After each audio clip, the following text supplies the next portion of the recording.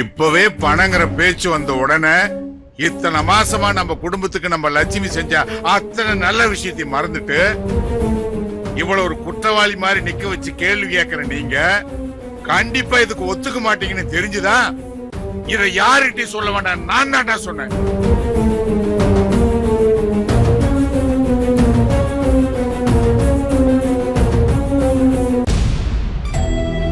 நானும் சராசரி மனுஷனா நடந்துகிட்டேன்.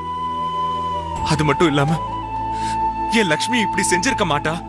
அப்படியே பேங்க்ல பணம் போட்டு வச்சிருந்தாலும் அது நம்ம குடும்பம் நல்லதுக்காக தான் இருக்கும்னு அடிச்சு பேசாம விட்டுட்டேனே. தவறு செய்யறது மனுஷ குணம், அத மன்னிக்கிறது தெய்வ குணம்னு சொல்லுவாங்க. நீ என்ன மட்டும் இல்ல,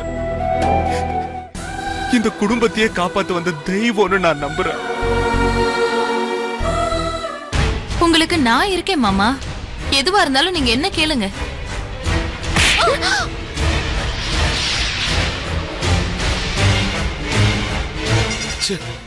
என் தம்பி சக்திவேல் பேச்சையும் உன் பேச்சையும் கேட்டு லட்சுமியே சந்தேகப்பட்டுட்டனே.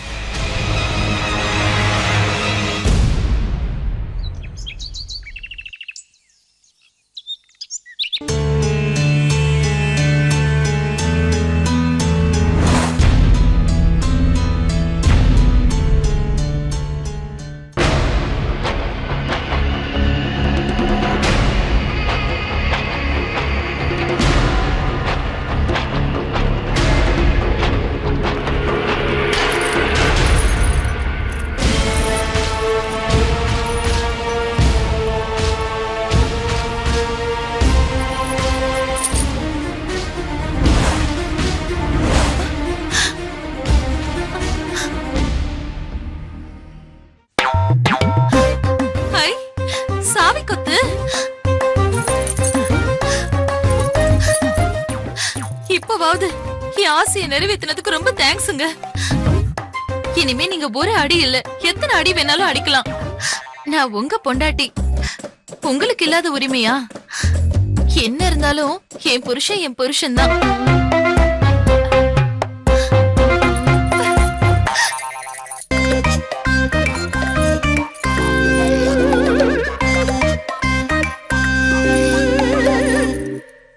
என்னது இப்படி இருக்கு? இல்லத்தேனு, இது வெறும் டம்மி தான். என்னது டம்மியா? உங்களை சொல்றத கேளு தேனு. இதுக்குதான் இந்த லட்சுமி முன்னாடி என்ன அடிச்சீங்களா? தேனு, என்ன மன்னிச்சிரு தேனு.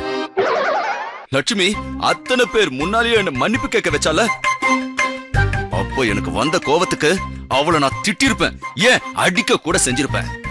தேனு, அப்பா என் மேல கோவமாயிட போறான்னு தான் நான் கொஞ்சம் பொறுமையா இருந்தேன். ஏன் தேனு, மூத்த மருமக உன் உரிமையை விட்டு கொடுக்காத அந்த லட்சுமிய நாம உறவாடிதான் கெடுக்கணும். அதுக்காக தான் அவளை பாராட்டுற மாதிரி சும்மா நடிச்சேன். ஏன் உன்னை கூட அவ முன்னாடி அடிச்ச. நீ தான் தேனு புரிஞ்சுக்காம கோச்சுக்கிட்டு இங்க வந்துட்ட. ஏன் தேனு, இது வரைக்கும் நீ என்ன ஒரு 15 தடவை அடிச்சிருக்க மாட்ட? ஏன் 2-3 தடவை எனக்கு அடிச்சு கூட வச்சிருக்க இல்லையா? என்ன தேனு, நான் ஒரே ஒரு தடவை தானே அடிச்சேன். என்ன மன்னிக்க கூடாதா? ஏங்க, இது என்கிட்ட முன்னாடியே சொல்லிருக்கலாம்ல. இல்ல, சொல்லிருப்பேன். உனக்கு ஒரு ஆச்சரியமா இருக்கட்டுமேன்னு தான் நான் மறைச்சிட்டேன். ஏன் தேனு, எப்படியோ ஒரு நாள் சாவி கொத்து உன் கையில தான் வரப்போகுது. அதுக்கு முன்னாடி நீ மாசமானா என் அம்மா உன் மேல பாசமா இருப்பாங்கல்ல. என்ன நான் சொல்றது? சாவி கொத்து முதல்ல என் இடுப்புக்கு வந்தாதான் நான் மாசமாகறதும் உங்க அம்மா பாசமா இருக்கிறதும்.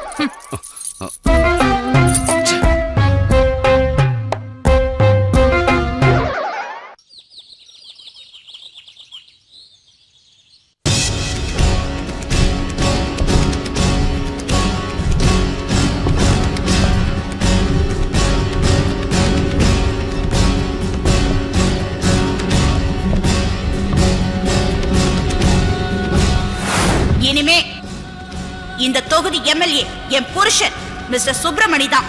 உனக்கு எதிரா நின்னு உன்னை ஜெயிக்க போறது இவர்தான். உன்னால முடிஞ்சதை பாத்துக்க போ.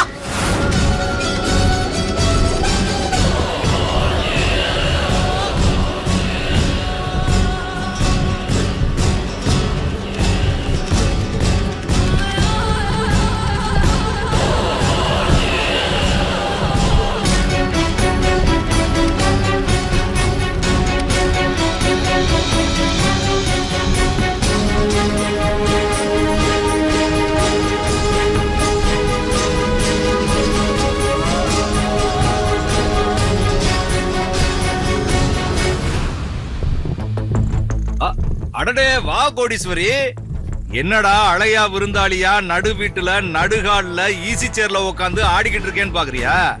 வான்னு கூப்பிடுறதுக்கு ஆள் இல்ல, சேரு காலியா இருந்துச்சு, கப்புனி ஏறி உட்காந்துக்கிட்டேன். சரி அதை விடு. நான் இன்னைக்கு ரொம்ப சந்தோஷமா இருக்கேன். கும்பிட போன தெய்வம் குறுக்க வந்த மாதிரி உன் புருஷன் அதான் என்னை எதிர்த்து தேர்தல்ல போட்டிட்டானே சுப்பிரமணி, ஒரு பையனை காரியத்தை கொண்டுட்டானமே. அதையெல்லாம் நான் கேள்விப்பட்டு தான் வந்திருக்கேன். தர்மத்தின் வாழ்வுதனை சூது கவ்வும், பின்னால் தர்மமே வெல்லும். இது கீதையில சொல்லியிருக்கு. அதே மாதிரி நீ என் பொண்ணை கடத்தி ஏலத்துல ஜெயிச்ச, அது சூது. ஒரு நல்லவன் பாதிக்கப்படுறானேன்னு அந்த ஆண்டவனா பார்த்து ஒரு பையனை உன் புருஷன் போன காருக்கு முன்னாடி அனுப்பி வச்சான் பாரு, இது தர்மம். வேணும்னே ஆக்சிடென்ட் பண்ணா என்ன கேஸ் தெரியுமா? என்னன்னு கேளுங்களேன். ஈபிகோ அது அது சரி, அதை விட அதையெல்லாம் வக்கீல் பாத்துக்குவார். அதை விட நான் விசாரிச்ச வரைக்கும் உன் புருஷன் மேல போட்ட கேஸ் கன்ஃபார்ம் ஆயிடுச்சுன்னா கிட்டத்தட்ட ஒரு 3 வருஷம். அவன் ஜெயிலுக்கு போயிட்டான்னா அப்புறம் என்னை எழுத்து நிக்க ஆளு கிடையாது. அப்புறம் நான் தானே எம்எல்ஏ. அந்த சந்தோஷத்தை கொண்டாடுறதுக்காகத்தான் இப்ப நான் இந்த ஸ்வீட் பாக்ஸோட வந்திருக்கேன். இத முதல்ல உனக்கு தான் கொடுக்கறதுக்காக கொண்டு வந்தேன். இந்தா எடுத்துக்கோ.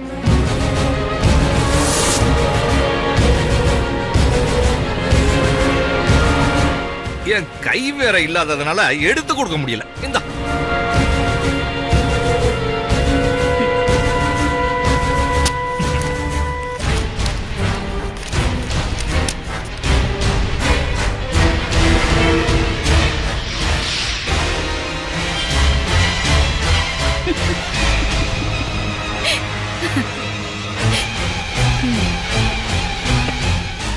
ஆறுமுகம்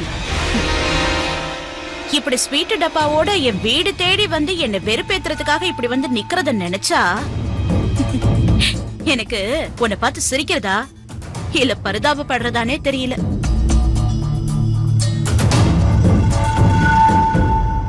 ஒரு விஷயத்தை ஆரம்பிக்கிறதுக்கு முன்னாடி அதோட முடிவு இப்படிதான் இருக்கணும்னு முடிவு பண்றவ இந்த கோடீஸ்வரி. என்கிட்டேவா? ஆறுமுகம், இன்னும் எதுவும் முடிஞ்சிரல. கோர்ட் இருக்கு, விசாரணை இருக்கு, தீர்ப்பு இருக்கு. இதெல்லாம் இன்னைக்கு கோர்ட்ல நடக்க போகுது. நீ முடிஞ்சா அங்க வா, என்ன நடக்குதுன்னு பாரு.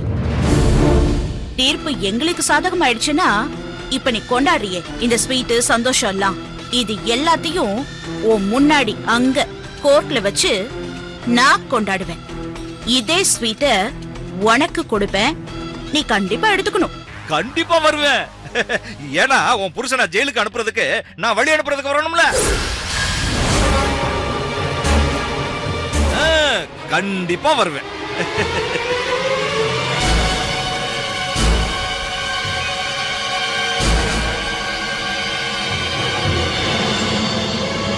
வரட்டா?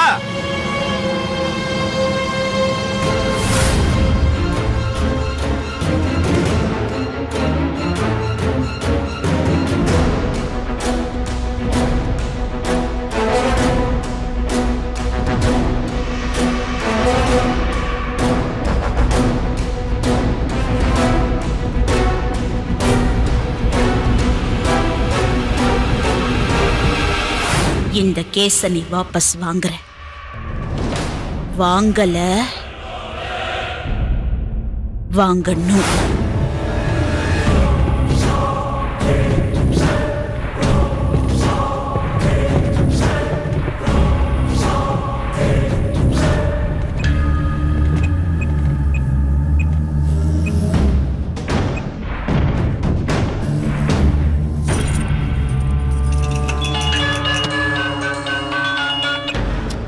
ஹலோ, நான் தான். கோர்ட்டுக்கு கிளம்பியாச்சா? கிளம்பிட்டே இருக்கேன். இத பார், நான் சொன்னதை நல்லா ஞாபகம் வச்சுக்க. எனக்கு என் புருஷன் எம்எல்ஏ ஆகணும். அதுக்கு யார் இடைஞ்சலா இருந்தாலும் எனக்கு கெட்ட கோவம் வந்துடும். வீணா என்ன கோவப்பட வைக்காத. நீ புத்திசாலி பொண்ணு. என் மனச புரிஞ்சு நடந்துப்பேங்கிற நம்பிக்கையில நான் உன்னை கோர்ட்ல சந்திக்கிறேன். என்ன மிரட்டுறாங்களா? பொய் சொல்ல சொல்றாங்க.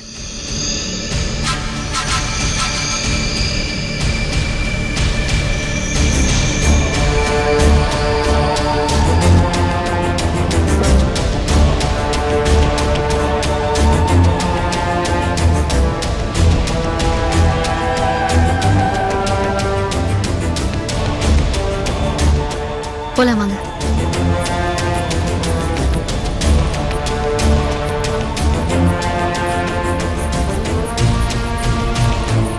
அதுக்கு என்ன நீ இருக்கியாமா? சரிங்க. அப்பா, ஆ நாங்க கோர்ட்டுக்கு போயிட்டு வரோம்ப்பா.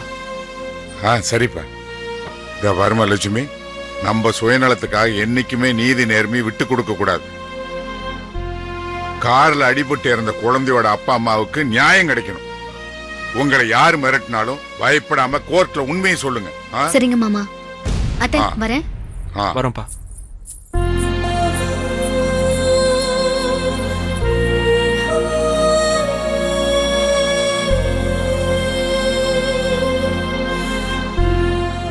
வெற்றி, என்னம்மா? என்ன அத்தை?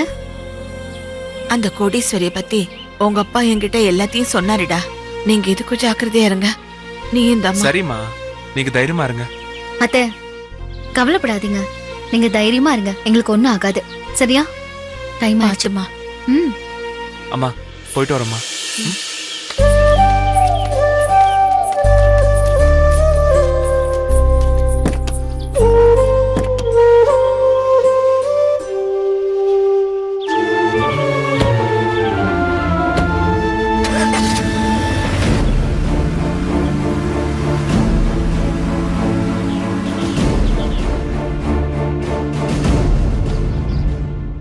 கடவுளே, அந்த கோடீஸ்வரியால எங்க குடும்பத்துக்கு எந்த சிக்கலும் வந்துடக்கூடாது.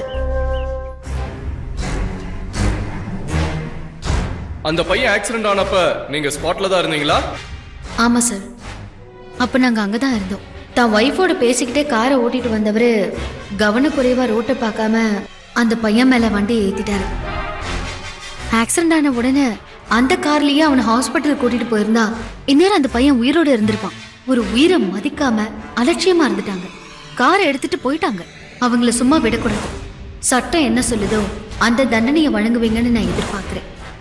அதிகபட்ச தண்டனை என்னவோ அதை கண்டிப்பா நீங்க கொடுக்கணும். தண்டனை பத்தி பேசுறதுக்கு நீங்க யாரு? அத கோர்ட் முடிவெடுக்கும். சின்ன பையன் உயிரை துச்சமா நினைக்கிற இவரு இப்ப அந்த தொகுதி எம்எல்ஏ எலெக்ஷன்ல கேண்டிடேட்டா நிக்கிறாரு. இவர் ஜெயிச்சு அந்த தொகுதி மக்களுக்கு என்ன செய்ய போறாருன்னு எனக்கு தெரியல.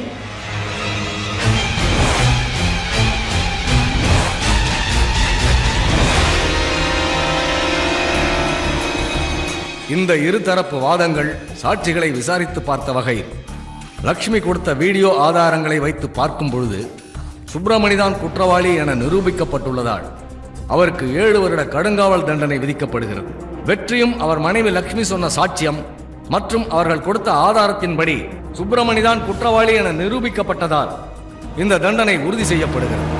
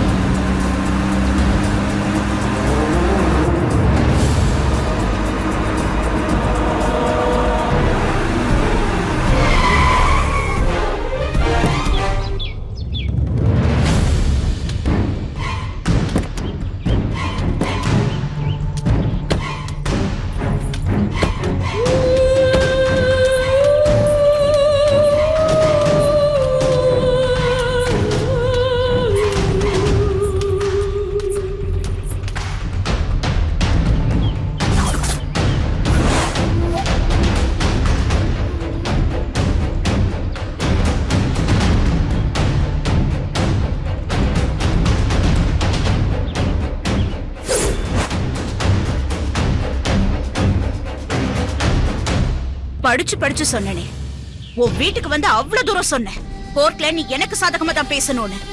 அப்பெல்லாம் உன் மனசுல இருக்கிறத சொல்லாம விட்டுட்டு கடைசில கோர்ட்ல வந்து உன் வேலையை காமிச்சிட்டல. நான் ஆதரவா பேசுறேன்னு சொன்னா? ஏய், முடியாதுன்னு ஒரு வார்த்தை சொல்லிருந்தனா என் புருஷனை நானே எப்பாடு பட்டாவது வெளியில கொண்டு வந்திருப்பேன். இப்போ அநியாயமா என் குடும்ப அரசியல் வாழ்க்கையை கெடுத்துட்டியே. ஒரு பையனோட உயிரை விட உங்க அரசியல் வாழ்க்கை பெருசா போயிடுச்சுல? ஆமா, அப்படியே அவன் கோடீஸ்வரனோட பையன் பாரு, ஒரு சாதாரண கூலிக்காரனோட பையன். அவன் உயிரோட இருந்து என்ன பெருசா சாதிக்க போறான்? ஓ, கூலிக்கார பையனா சாதிக்க கூடாதுன்னு ஏதாவது சட்டம் இருக்கா? அவனே நாளைக்கு ஒரு டாக்டராவோ கலெக்டராவோ, ஏன் ஒரு அப்துல் கலாமா கூட வந்திருக்கலாம். உயிருக்கு சில்லறத்தனமா 10,000 ரூபாய் 20,000 ரூபாய் 1 லட்சம் வேலை பேசுறீங்க. ஏனுங்க உயிர்னா அவ்வளவு இலக்கரமா போயிடுச்சுல? செத்து போன பையனோட அப்பா அம்மாவே எனக்கு எதிரா சாட்சி சொல்றதுக்கு பயந்துட்டு பேசாம போயிட்டாங்க. சம்பந்தமே இல்லாத நீ எதுக்கு என் வாழ்க்கையில குறுக்க வர? இது பாருங்க, அத பத்தி எல்லாம் உங்ககிட்ட பேச வேண்டிய அவசியம் இல்ல. உங்க வேலையை பாருங்க. நெல்லு.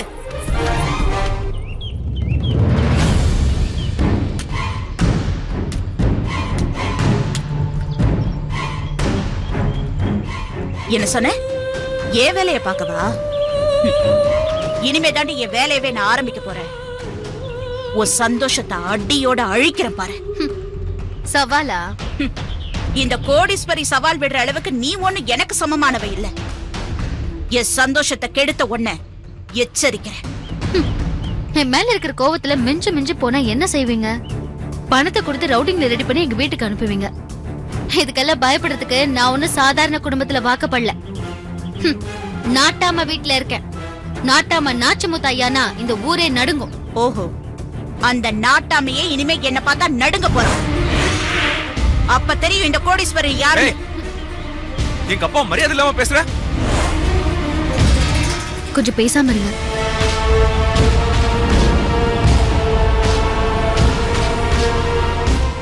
உங்களுக்கும் எனக்கும் என்னங்க சம்பந்தம்? வீணா பிரச்சனை பண்ணாம கிளம்புங்க.